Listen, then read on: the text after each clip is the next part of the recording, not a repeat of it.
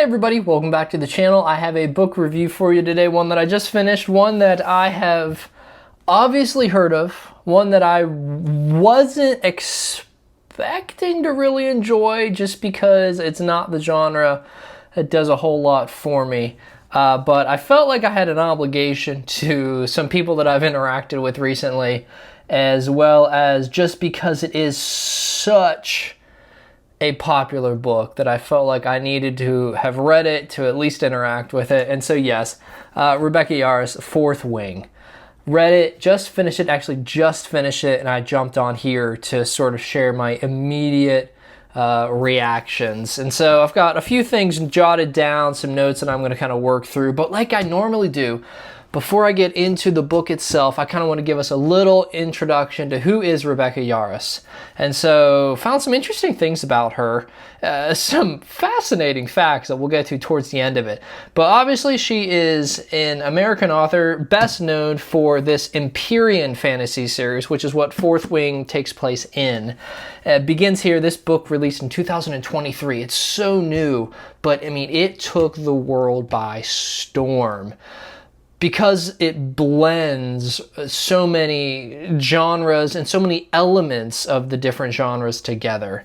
And so she has other books that she has published. I believe, if I could look up this, she had more than a dozen books published before, obviously, the breakthrough novel here in 2023 with Fourth Wing.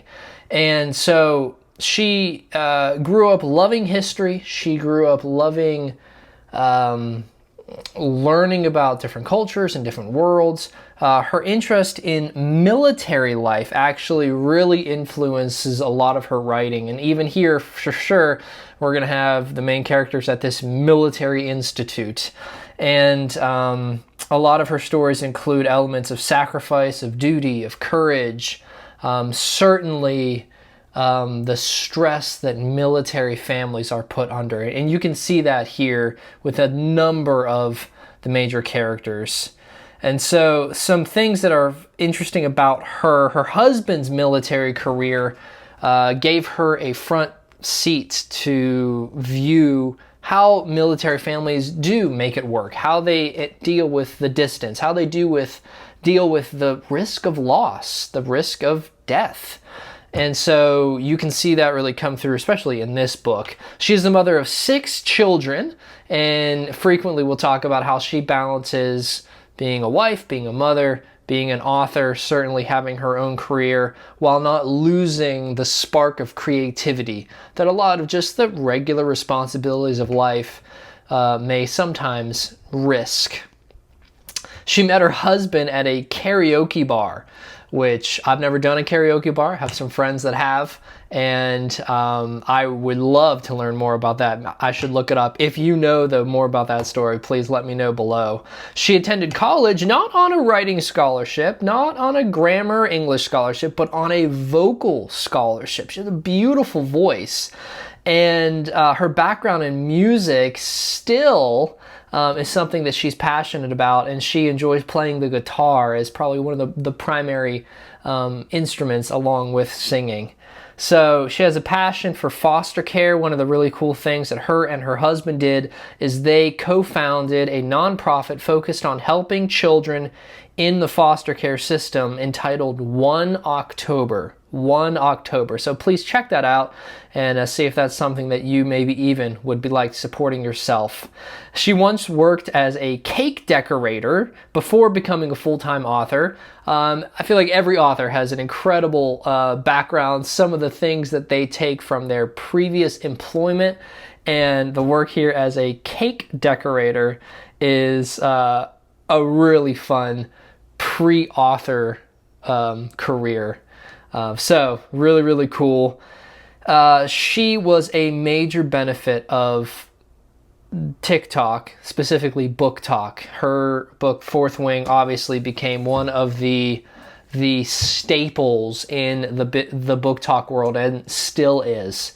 And so that helped propel this work into really an upper echelon of popularity and reach, and getting it in people's hands in a very unique way that obviously former generations of authors did not have the opportunity. So that's a little bit about her. That's a little bit about who she is, how we got here. So what is this book? Our main character is named Violet Sorrengail, and she is the daughter of one of the major generals in the world of this story. And unfortunately, though she has skills, though she has trained, her deceased father really prepared her for a life of being a scribe, a life of academia, a life of note-taking and detail focus. Her mother, being a general in the flight squadron specifically, and we'll get to what that means in a second, has forced her to enter the military institute, training her to become a dragon rider. A dragon rider. And so this is one of the main arms, or could I say wings, of the military. And she is forced into this cutthroat, life or death military school. That alone would be enough to be frightening for anyone, especially if you don't feel like you have been prepared for this. Violet has some other issues. Violet has a very weak body. Her joints are weak, her muscles are weak, her ligaments are weak. And when Violet's older sister learns that her mother is forcing her into this, her older sister as well as Violet are shocked that mother would be so entirely heartless and so motivated seemingly by honor and reputation, and the fact that if her daughter does not do this, it makes her look bad. There's a lot of familial stress, to say the least. So, what is this school? You have to not even get through the first day without experiencing a life or death situation, and a number of students die before they even get across this death-defying ravine where they have to walk across this insanely high, slippery, dangerous, windy bridge before they can even get over into the academy. And so that alone lets you know right up front, boy, this place is no joke. They sort of address it a little bit of, and this is a question I had when I was reading it, like why are we trying to kill off everybody as the option, as opposed to let people volunteer and see if they're a fit and then get them somewhere else? Why does everybody have to die in every step of it? There is a sort of in-world explanation. As I mentioned, being a dragon rider, those who are going to succeed, those who are going to get to essentially the boot camp of this military school, are going to have the opportunity to be bonded with a dragon. And the dragons initiate this bond. So the students try to prove themselves as being worthy, as being capable, and the dragons that are present, who each have their own personality, bond with something that connects them to these students. And so once you get into the institute, once you finish this sort of rigorous life or death boot camp, those that survive literally through it have the option of being bonded. If you for some reason get passed over by the dragons, you go and you have to wait until the next year before the time of bonding again and see if a dragon then will take you. Maybe a rider has died and there's a dragon looking for a new bond.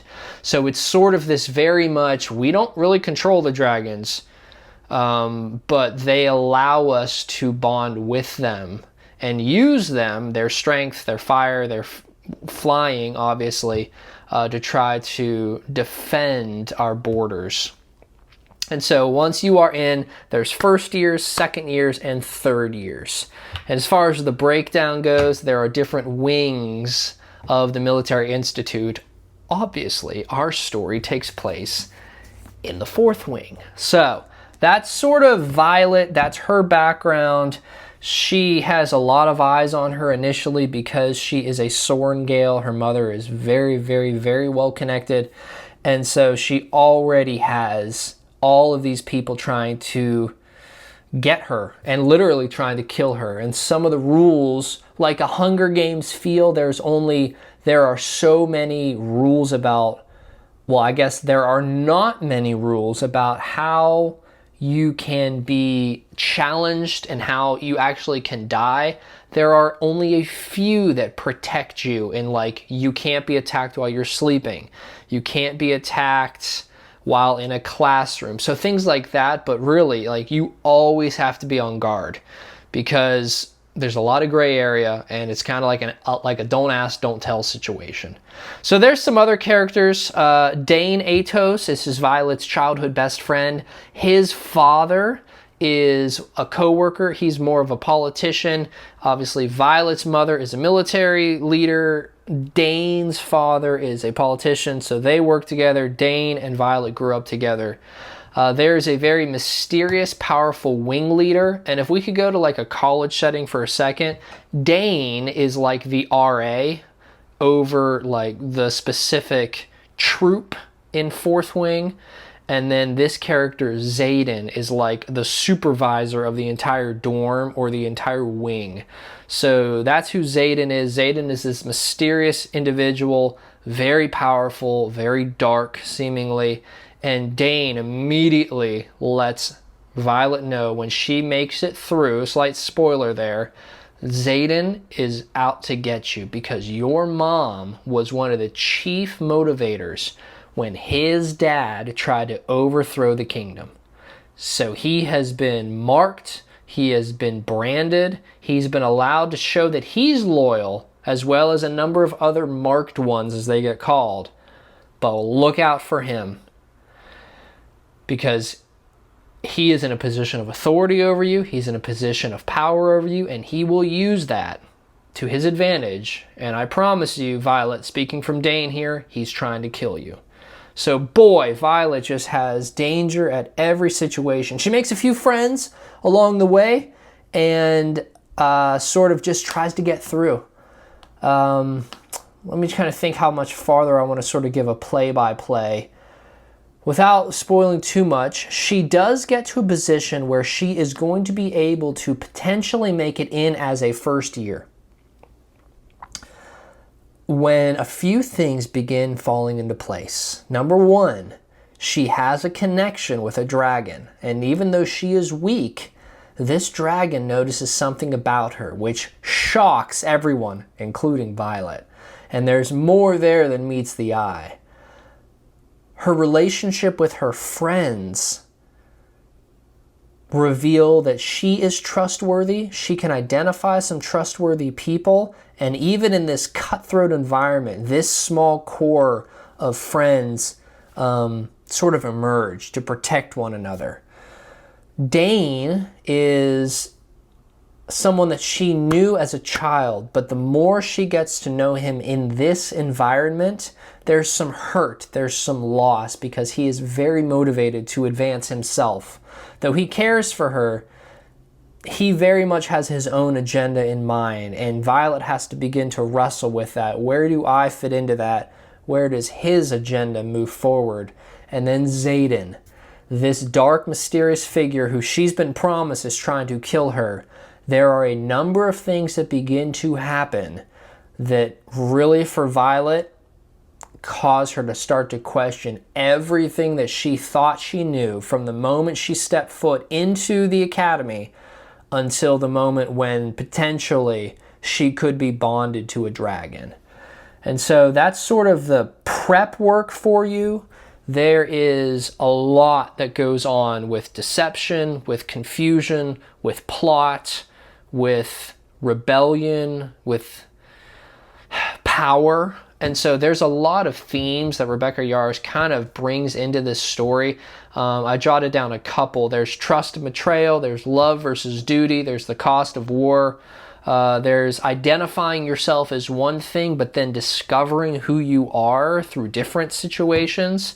And really, like, a major one is like surviving against impossible odds. Violet here is really put into a situation where the reader goes like, there is no way she's going to make it out. And the final element of it is like breaking expectations about you and choosing a path that you think you want to follow, what you determine to be what's right, no matter what other people are telling you, no matter how you've been raised, kind of following your own sense of morality. So that's sort of the agenda that she's got going on. It is a positive agenda. There are some things that I liked about this story. I did like the element of learning that you're training for a reason to be added to this army, and learning that once she kind of continues to grow and grow and grow into the ranks here, wow, there's a whole lot more happening in the world than is ever communicated to the common citizen, even the average soldier. And so the more that Violet grows, the more that she learns, the more resourceful she becomes, the more sort of her mind begins to open of like, whoa, up here. What I thought was wrong is maybe right. What I thought was right is maybe wrong. And the enemy may not be the enemy, and the allies may not be the allies. So there's a lot of her discovering her place in the world and even what is reality. There is a number of things that I did not appreciate about this book. This book it's extremely mature in its theme and some of its content. So if you were unaware of this, maybe you're a parent or a grandparent, and you know that your grandchild or someone enjoys fantasy stories, and you think, oh, this is cool, it's about dragons, like that. There are a lot of mature elements in this story, so like caution, content warning for you. There are sexual elements of it, but there's also just like verbally explicit elements, which I find so unfortunate about a number of these modern fantasy, romantasy, which is certainly what this book falls into, as well as just modern sci-fi. But let's just go with fantasy for a second. The authors have created a world in which they want you to suspend belief. For instance, there are flying, talking dragons. Okay, like we're not in reality here. However, they use modern profanity. Even in this book, Rebecca uses such familiar language. Like, we're in this dystopian world where students are trying to kill one another in order to try to bond a dragon. And like the dragons, when they speak, they're using like common slang that humans are using. And not even humans from this fantasy world, like humans from our world are using. The more I read it, I was just so frustrated. It's like, if you're going to make the humans talk like 21st century American humans, that's a choice that you can make. But like, I feel like it was such a missed opportunity with non-human characters, and especially the dragons. Like when they spoke, when they exhibited their authority, I was expecting this weight, this age, this sort of language that was lofty, that was elevated, that was more verbose. And so the more I read, I was like, just for me, what a missed opportunity. We've already disbanded belief that we're in a fake world. Well, get us into the world, and don't pull me out of the story by modern profanity, needless mature content. The story really didn't need, to me, any of it. And it really could have been developed more with actual risk, actual character development, than just what I thought was this like really strong female character who's overcoming a bunch of odds, who eventually, towards the end of the book, it just kind of felt like, I can't believe that I gave my heart to you. I can't believe that you betrayed me. I can't believe that, just kind of wah situation. So that may be very offensive to you, and you may disagree with me. Perfectly fine. Let me know below. But when I was reading this, I was expecting something that was like, at least for as popular as it was, I was expecting just a quality that wasn't there. Now, I will say, some of the plot twists at the end, I did appreciate. And I found myself going, wow, what a cool twist. So like, her story writing is not something that I am bickering at. It's the choices to modernize a story like this when you have thrown us to an ancient time. Why why, oh why do so many of these authors rip us back into reality with the words that they choose, the language that is used, the themes, even the familiarity. One small thing, like Violet, when she talks to her mother, we're in a very medieval almost time here, and she uses the word mom. Like, it's small, it's subtle, but like, mother, like that's what you would have said in this type of a thing. And like, mom, like, so it's things like that. I'm sure it was intentional. And that just frustrates me when I get to a story. Okay, enough of me talking about random things. This is longer than I wanted it to go, but this is a popular book and I really wanted to kind of dig into it. What would I give this? I would give this a 2 out of 5 myself. And again, I start a book at a 3 out of 5. Like, that's where I start. And if there are some things that I really, really like, obviously it's going to pull it to a 4. And I've only had, I think, 1 or 2 books that I've felt really pulled up to what I thought were like a really perfect book. Because most books are going to have things that I don't connect with. And this is just me. The reason why I pull this down to a 2 is the story was good. And if the story alone would have been there, it probably would have pulled up to a 4. But the content, the needless elements of it to me, the modernization of the language, and just I felt like the story kind of lost its way in the second half of it. After this relationship begins, I thought a lot of the genuine elements of the story, like independence and self-sustainability and courage, it just seemed to sort of fade a little bit. So that's me, 2 out of 5.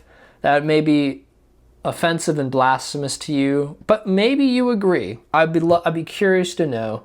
My take on Rebecca Yarros, Fourth Wing, Fly or Die is the caption above here. And so, read it. Now I can talk to people about it, hopefully, intelligently. You may not think my opinion was very intelligent, but it is what it is. Thanks so much, though, for watching. I've enjoyed reading a number of these. Probably moving forward, I'm going to keep going with the ones that probably are going to be a little bit more driven towards what I am motivated by. However, when some of these popular ones come up, for instance, a recent video I did was the very popular Assassin's Apprentice. Not Assassin's Apprentice. That's the really good one by Robin Hobb. Assistant to the Villain. Sorry. Assistant to the Villain. Very, very popular series. And so I was like, I need to dip into that. But moving forward, we'll see what comes up on the docket. Let me know, though, is there a series, a book that you've read that you think I would enjoy? Is there one that's maybe been controversial? It's kind of like how I felt about this book. Like, I just felt like we missed. Do you have a book like that? I'd be curious to hear about it. Thanks so much for watching. If you're interested, you can like and subscribe to the channel, and we'll get back together in the next video with more books, more stories, more adventures, and hopefully some books that we enjoy.